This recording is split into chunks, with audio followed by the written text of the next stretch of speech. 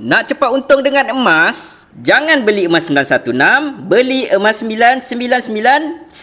Emas 999 membawa maksud 99.9% kandungan adalah emas pure tulen. Manakala emas 916 membawa maksud kandungan emas hanyalah 91.6% sahaja.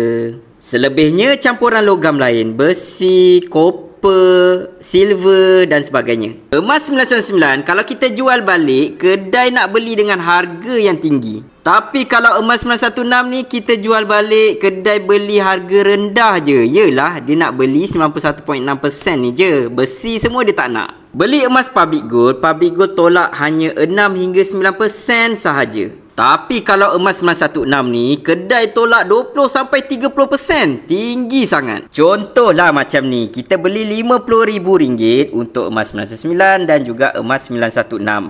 Kemudian harga naik sampai RM100,000. Kalau emas public gold, kita ambillah contoh 9%, public gold hanya tolak RM9,000 sahaja. Tetapi kalau 916 contoh kita ambil yang paling kecil sekali 20%, kita kena tolak RM20,000. Emas 999 public gold tolak RM9,000. Kalau 916 tolak RM20,000. So siapa yang beli emas 999, dia dapatlah untung RM91,000 daripada kenaikan RM100,000. Tapi kalau yang beli 916, dia hanya dapat RM80,000, keuntungan bersih RM30,000 saja. Tengok perbezaannya. Jauh beza kan? Siapa nak beli emas untuk simpanan dan pelaburan, dia kena pilih emas 999. Tapi kalau siapa yang nak berhias, nak cantik-cantik perhiasan, boleh pilih emas 916, rantai, cincin, gelang dan sebagainya. Sebab tu ada yang cakap beli emas dah bertahun-tahun tak ada untung lagi. Saya syak dia salah pilih produk lah.